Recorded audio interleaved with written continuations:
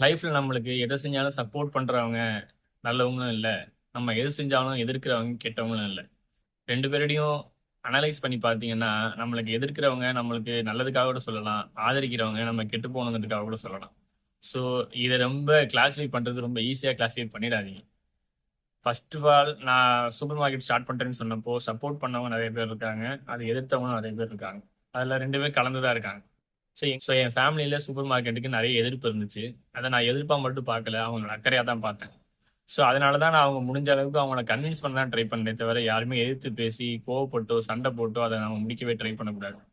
அவங்களுக்கு அத புரிய வைக்கிறதுக்கு கொஞ்சம் டைம் ஆகும். நம்ம பார்த்த எக்ஸ்போஷர், நம்ம பார்த்த விஷயங்கள் அவங்க பார்க்காம இருக்கிறதுனால, அதோட புரிதல் இல்லாம இருக்கும்போது, அவங்க அத மூர்க்கத்தனமா சில நேரம் எதிர்க்கிறது கூட வாய்ப்பு இருக்கு. அத சண்டை போடுறதுனாலயோ, அவங்கள்ட்ட போய் டெய்லியும் அத கன்வின்ஸ் பண்ணிட்டே உட்காந்துக்கிறதுனாலயோ எதுவுமே மாற போறதில்ல.